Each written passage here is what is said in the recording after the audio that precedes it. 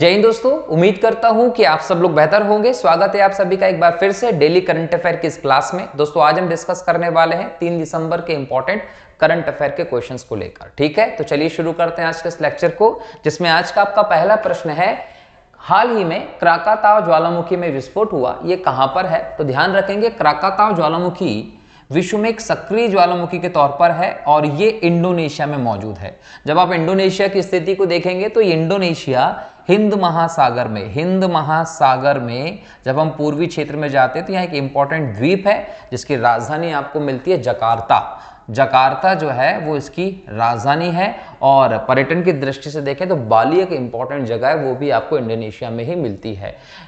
जो क्राकाताव है वो एक सक्रिय ज्वालामुखी है। दोस्तों ज्वालामुखी जो है इनको आप 3 वर्गों में विभाजित करते हैं, एक सक्रिय ज्वालामुखी, एक सुसुप्त ज्वालामुखी और एक मृत ज्वालामुखी। तो यहाँ क्राकाताव जो है वो सक्रिय ज्वालामुखी है, मतलब ऐसा ज्वालामुखी जिसमें निरंतर आपको विस्फोट देखने को मिलते हैं। सुसुप्त ज्वालामुखी वो होते हैं जिनमें लंबे अंतराल के बाद विस्फोट होते हैं, संभावनाएं बनी होती हैं कि विस्फोट होंगे, बहुत लंबे समय तक विस्फोट नहीं हुआ होता है। मृत ज्वालामुखी वे ज्वालामुखी होते हैं जिनमें कभी भी विस्फोट होने की संभावना नहीं है। दोस्तों यहाँ क्राकाताव किस प्रकार का ज्वालामुखी है? सक्रिय ज्वालामुखी है, इंडोनेशिया में है।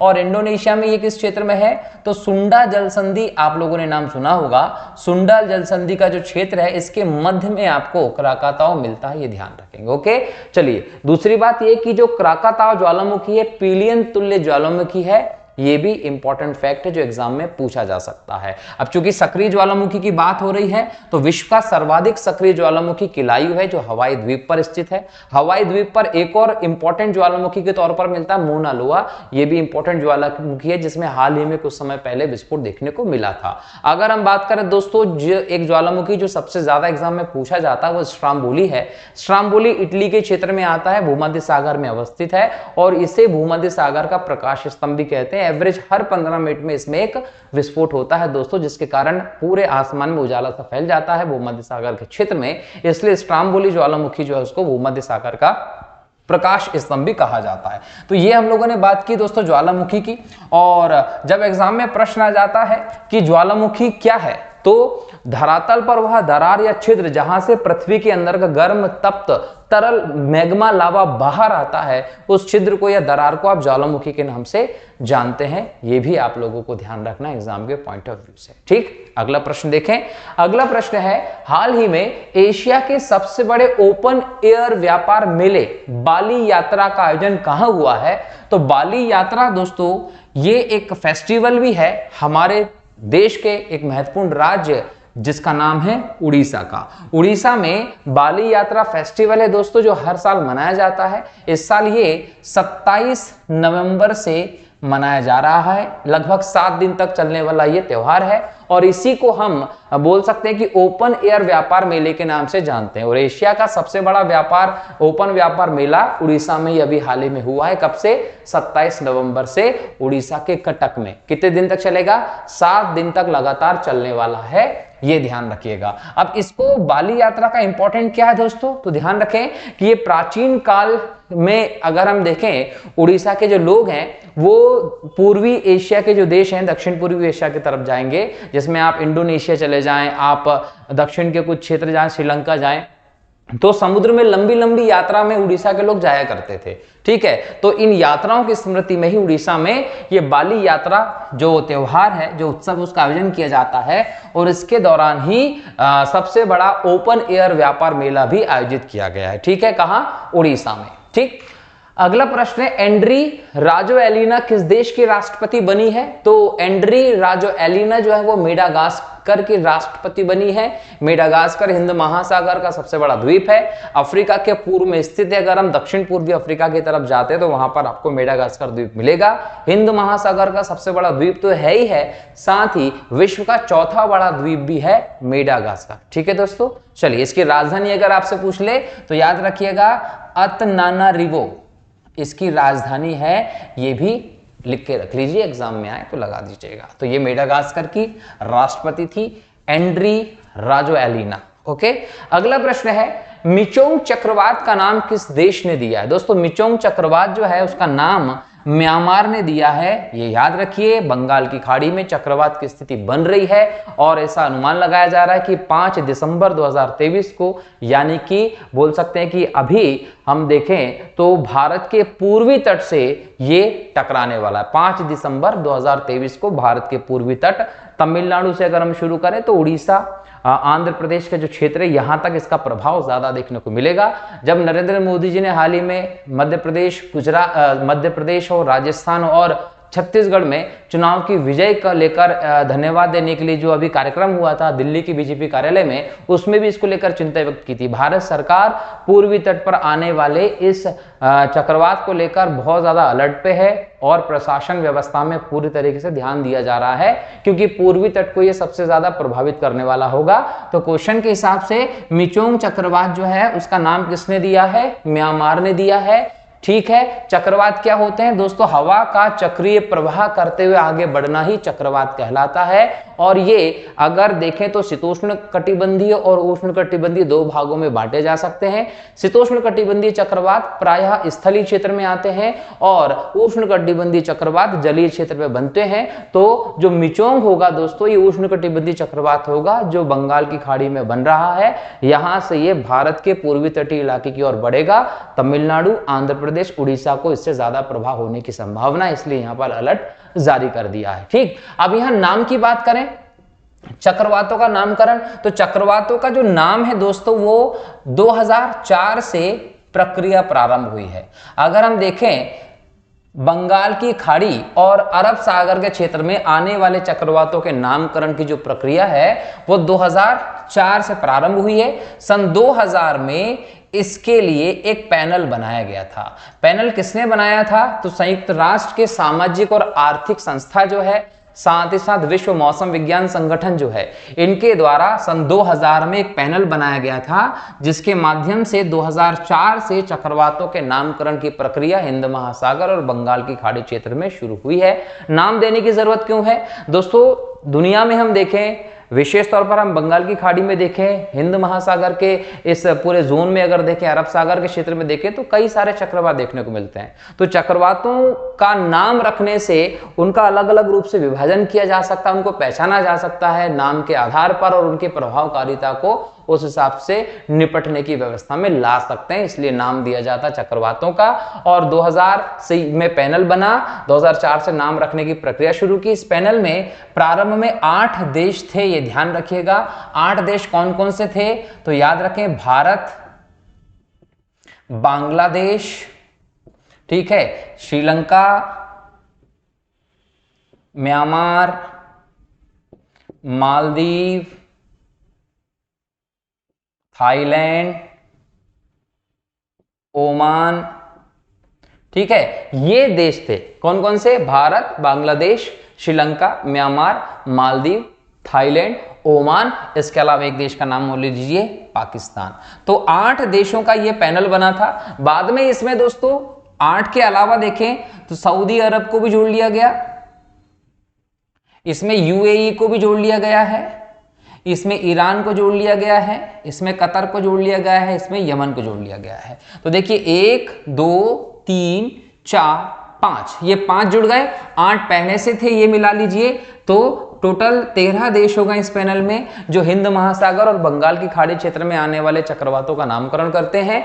याद रखिए, हर चक्रवात जो आ रहा है उसका नाम पहले से डिसाइड है, मतलब कई समय पहले ही बहुत सारे नामों की सूची ये देश प्रदान कर देते हैं और उनके एबीसीडी के हिसाब से जिस देश का नंबर आने वाला है उस देश के चक्रवात का नाम आने वाले चक्रवात को दे दिया जाता है। अगर हम देखें हाल ही में जो इंपॉर्टेंट प्रसिद्ध चक्रवात आए हैं दोस्तों, उनमें बुरेवी चक्रवात था, इसका नाम किसने दिया था? मालदीव ने दिया था। गुलाब चक्रवात है, इसका नाम दिया था पाकिस्तान ने। यास चक्रवात है, ये नाम दिया था ओमान ने। तोक्ती चक्रवात था, नाम दिया था म्यांमार ने।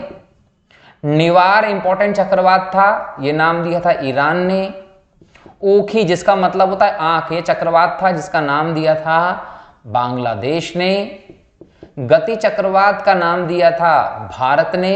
इसके अलावा दोस्तों निसर्ग, अम्फान, फौनी, तितली आदि कई चक्रवात हैं जो हिंद महासागर और बंगाल की खाड़ी में बीते कुछ सालों में देखे गए हैं। तो ये चक्रवातों के नामकरण की प्रक्रिया थी। अगर हम मिचोंग चक्रवात की बात करें, इसमें लगभग 100 किलोमीटर प्रति घंटे की रफ्तार से हवाएं चलने की आशंका है और अलर्ट जारी है ताकि नुकसान कम से कम हो।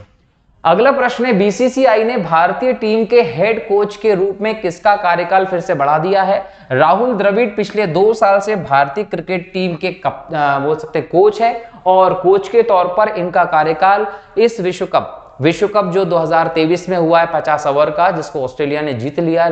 बात करें, ऑस्ट्रेलिया ने 6 बार वर्ल्ड कप के खिताब को जीत लिया है। तो ये वर्ल्ड कप तक राहुल द्रविड़ का कार्यकाल था। वर्ल्ड कप की समाप्ति के बाद ये कार्यकाल खत्म हो गया। लेकिन अभी हाल ही में देखा गया है कि बीसीसीआई के जो चीफ हैं उनके द्वारा और जो बोल सकते हैं अजित आगरकर हैं सिलेक्शन कमेटी में, इनके द्वारा राहुल द्रविड़ से बात की गई और इनको मना लिया गया है कि T20 वर्ल्ड कप तक ये दोबारा से भारतीय टीम के कोच रहेंगे, जिनके कार्यकाल को बढ़ा दिया गया है। ये ध्यान रखेंगे। और राहुल द्रविड़ को आप दोस्तों क्रिकेट के क्षेत्र में बड़े नाम के तौर पर देखते हैं। इनका जो नाम प्रसिद्ध है दोस्तों, इनको दी वॉल भी कहा जाता है। इसके अलावा इनको मिस्टर डिपेंडेबल भी कहा जाता है। तो मिस्टर डिपेंडेबल के नाम से राहुल द्रविड़, दी वॉल के नाम से राहुल द्रविड़ रहे हैं, क्योंकि एक बार जब टेस्ट मैच में ये उतर जाते थे खेलने के लिए तो इनको आउट करना बहुत मुश्किल हो जाता था। ठीक है, कई सारी बॉल खेल लेते और रन बिल्कुल नहीं बनाते थे टेस्ट मैच में। अगर टेस्ट मैच ड्रॉ करना है तो राहुल द्रविड़ खड़े हो जाते थे अंगद के पैर की तरह कि भाई हिलना ही नहीं है, और आउट नहीं करते थे और आसानी से मैच बचा लेते थे। राहुल द्रविड़ का जन्म 1973 में हुआ था। 1973 में जन्म हुआ था। जन्म कहाँ हुआ था? तो इंदौर में इनका जन्म हुआ था, ध्यान रखेंगे। 1996 से इन्होंने क्रिकेट खेलना शुरू किया था, मतलब इनका इंटरनेशनल टीम में पदार्पण जो था वो 1996 में था। 2011 में इन्होंने अपने अंतिम मैच खेले थे, ध्यान रखेंगे। और इनके उपलब्धियों के आधार पर 2004 में इनको पद्मश्री सम्मान से भी नवाजा गया था, ये भी ध्यान रखें। इनको लेकर कई किताबें भी लिखी गई हैं, जिसमें इनकी फेमस किताब है राहुल द्रविड़ एक जीवनी। राहुल द्रविड़ एक जीवनी जो किताब है दोस्तों, इसको लिखा है वेदम जयशंकर ने। इसके लेखक वेदम जयशंकर हैं। राहुल द्रविड़ की आत्मकथा के तौर पर आप इसको देखते हैं। इसके अलावा a nice guy who finished first, ये भी इनकी किताब है दोस्तों। इसके जो लेखक हैं वो हैं देवेंद्र प्रभु देसाई। देवेंद्र प्रभु देसाई ने ये किताब लिखी। तो राहुल द्रविड़ से संबंधित 2 किताबें हैं। राहुल द्रविड़ एक जीवनी, दूसरी है a nice guy who finished first, Devendra Prabhu Desai ने लिखी है। और पहली किताब लिखी है वेदम जयशंकर ने। ठीक है, 2004 में इनको पद्मश्री से सम्मानित किया गया है। एग्जाम में इस प्रकार के क्वेश्चंस पूछे जाते हैं, तो ध्यान रखिएगा कि एग्जाम की दृष्टि से बहुत इंपॉर्टेंट है ये किताबें, है ना। राहुल द्रविड़ पर आधारित, तो ये मतलब दीजिएगा राहुल द्रविड़ ने लिखी है, लिखने वाले लेखक दूसरे हैं। अगला प्रश्न है, हाल ही में दुनिया के 8वें अजूबे के रूप में किसे मान्यता दी गई है? तो अंकोर वाट का जो मंदिर है दोस्तों, इस मंदिर को दुनिया के 8वें अजूबे के तौर पर मान्यता दी गई है। दुनिया का सबसे बड़ा धार्मिक परिसर है ये, विष्णु जी का मंदिर है। ठीक है, विष्णु भगवान का मंदिर है, ये ध्यान रखेंगे। अंकोर वाट का मंदिर कहाँ है? कंबोडिया में है, ये कंबोडिया में है। और 1112 से लेकर 53 के बीच में यहां इसका आपको निर्माण देखने को मिलता है। ठीक है, और सूर्यवर्मन द्वितीय जो थे उन्होंने इसका निर्माण करवाया था। कंबोडिया में मेकांग नदी से कुछ ही दूरी पर यह स्थित है। विष्णु भगवान को समर्पित मंदिर है, ध्यान रखेंगे। कंबोडिया का जो राष्ट्रीय ध्वज है उसमें भी इसको स्थान दिया गया है। ठीक है दोस्तों, अगर हम 7 अजूबे की बात करें तो भारत का जो आगरा का ताजमहल है वो इसमें शामिल है। कॉलिजियम रोम इटली में शामिल है, तो यहां लिख लेते हैं हम एक बार, ताजमहल ठीक है आगरा में है, ये 7 अजूबे में शामिल है। दूसरा आप ले सकते हैं दोस्तों कॉलिजियम, ये कॉलिजियम कहाँ है? रोम इटली में है। तीसरा हम ले सकते हैं दोस्तों इसके अलावा काइस्ट दी रिडीमर युकाटम, मैक्सिको में है ये दोस्तों, ध्यान रखेंगे। ठीक है, चौथा हम देख सकते हैं दोस्तों इसमें माचू पिच्चू, ये है उरुबाम्बा प्रांत में है। पेरू में, ठीक है। एक और आप देख सकते हैं पेन्ना रियो डी जेनेरियो में है, ये ब्राजील में है ये, ठीक है। इसके अलावा दोस्तों छठे नंबर पर आएगा चीचेन इट्जा मान, ये जॉर्डन में है, ठीक है। इसके अलावा आ जाएगा दोस्तों सातवें नंबर पे the great wall of China, ठीक है। तो ये 7 अजूबे हैं, भारत का ताजमहल इसमें शामिल है, 8वां इसमें अंकोर वाट का मंदिर जो है वो आ रहा है। तो ये 8 अजूबे की पूरी लिस्ट रही, याद कर लीजिएगा। पर्टिकुलर किसी से एग्जाम में क्वेश्चन पूछ सकता है कि कहां पर है। क्वेश्चन सिर्फ इसलिए आ सकता है दोस्तों क्योंकि 8 अजूबे के कारण ये चर्चा का मुद्दा हो गया है, तो 8 अजूबे के नाम आपको याद होना चाहिए। अगला प्रश्न है नोएडा इंटरनेशनल एयरपोर्ट से उड़ानें शुरू करने वाली पहली एयरलाइन कौन होगी? तो इंडिगो एयरलाइंस जो है वो नवनिर्मित नोएडा इंटरनेशनल एयरपोर्ट से उड़ानें शुरू करने वाली पहली कंपनी होगी। इंडिगो एयरलाइंस एक भारतीय कंपनी है दोस्तों, ये ध्यान रखेंगे, भारतीय कंपनी है, विमानन सेवा प्रदान करती है कंपनी। और ये जो कंपनी है दोस्तों वो सबसे सस्ती सुविधाएं प्रदान करने वाली सबसे बड़ी कंपनी है भारत की। अगर हम बात करें नोएडा इंटरनेशनल एयरपोर्ट की, तो ये भी ध्यान रखिएगा कि इस एयरपोर्ट को आप जेवर एयरपोर्ट के नाम से भी जानते हैं, क्योंकि ये नोएडा में जेवर शहर के पास में स्थित है। इसके अलावा इसको नोएडा इंटरनेशनल ग्रीनफील्ड एयरपोर्ट नाम दिया गया है, ये भी ध्यान रखें। इसका प्रारंभ जो है वो 30 सितंबर 2024 से हुआ है। नवनिर्मित एयरपोर्ट है जहां से अभी विमानन सेवा नहीं है, इंडिगो यहां से शुरू करने वाली है। ओके, अगला प्रश्न है किसे हाल ही में हेल्थ केयर संचार में उत्कृष्ट योगदान के लिए PRSI नेशनल अवार्ड से सम्मानित किया गया है? तो सुगंती सुंदर राज जो है इनको यह अवार्ड दिया गया है। अगला प्रश्न है खेलो इंडिया पैरा गेम्स 2023 का शुभकर क्या है? ये है दोस्तों उज्ज्वला एक गौरैया। अनुराग ठाकुर जी जो मंत्री हैं उन्होंने हाल ही में ये शुभकर लॉन्च किया था जब खेलो इंडिया पैरा गेम्स की शुरुआत हुई है। दोस्तों ये खेलो इंडिया में पैरा गेम्स जो है वो पहला संस्करण है, ये नई शुरुआत की गई है। अभी तक खेलो इंडिया चलता तो था यूथ गेम्स के तौर पर, लेकिन उसमें पैरा गेम्स नहीं चलते थे, ठीक है। तो ये पहली बार ऐसा है कि खेलो इंडिया के अंतर्गत पैरा गेम्स की शुरुआत की गई है और ये जो है दोस्तों नई दिल्ली में आयोजित किए जा रहे हैं। कहां पर? नई दिल्ली में आयोजित किया जा रहा है। तो एग्जाम में क्वेश्चन ये भी पूछ सकता है कि खेलो इंडिया पैरा गेम्स 2023 किस शहर में आयोजित किए जा रहे हैं? तो दिल्ली में हो रहे हैं दोस्तों। इसका शुभकर क्या है? वो है उज्ज्वला एक गौरैया। अब अगर हम खेलो इंडिया की बात करें तो खेलो इंडिया भारत में जो युवा प्रतिभा है दोस्तों उनका सिलेक्शन करने के लिए, उनकी क्षमताओं को बढ़ाने के लिए एक खेल अभियान के तौर पर शुरू किया गया है और इसका प्रारंभ 2018 से किया गया था। इसका लेटेस्ट संस्करण 2023 में मध्य प्रदेश भोपाल में हुआ था, ये भी ध्यान रखेंगे।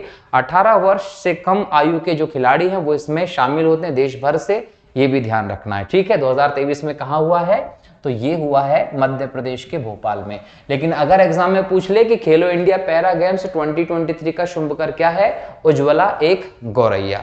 अगला प्रश्न है किसने हाल ही में बॉम्बे हाई कोर्ट के अतिरिक्त न्यायाधीश के तौर पर शपथ ली है? तो सोमशेखर सुंदर सेन ने शपथ ली है। अगला प्रश्न है प्रधानमंत्री नरेंद्र मोदी जी ने 10,000वें जन औषधि केंद्र का उद्घाटन कहां किया है? तो देवघर में ये 10,000वां जन औषधि केंद्र उद्घाटित किया गया है। ऑनलाइन माध्यम से ही इसका उद्घाटन किया है मोदी जी ने। ये 10,000वां जन औषधि केंद्र है। देवघर कहाँ है? देवघर है दोस्तों झारखंड में। तो झारखंड के देवघर में 10,000वां जन औषधि केंद्र उद्घाटित किया गया है। ये जन औषधि केंद्र उपलब्ध कराने की जो योजना है दोस्तों ये 2008 में शुरू की गई है। 2008 में कब? 23 अप्रैल को। तो 23 अप्रैल 2008 को प्रधानमंत्री जन औषधि परियोजना का प्रारंभ किया गया, जिसका उद्देश्य है सभी को गुणवत्तापूर्ण औषधि उपलब्ध करवाना। इसके अंतर्गत जेनरिक दवाइयां जो है वो उपलब्ध करवाई जाती हैं सस्ती कीमतों पे, ताकि हर एक व्यक्ति को गुणवत्तापूर्ण दवाएं उपलब्ध हो। और 10,000वां जन औषधि केंद्र जो है वो कहां स्थापित किया गया है? झारखंड के देवघर में, ये भी ध्यान रखेंगे। ओके, ठीक है दोस्तों। तो आज हमने करंट अफेयर पर आधारित कई इंपॉर्टेंट क्वेश्चंस को देखा जो आने वाली परीक्षाओं की दृष्टि से बहुत इंपॉर्टेंट है और यहां से क्वेश्चन आपको जरूर देखने को मिलेंगे। ठीक, मिलता हूं अगले लेक्चर में नए प्रश्नों के साथ। तब तक के लिए बहुत बहुत शुक्रिया। जय हिंद, जय भारत, वंदे मातरम।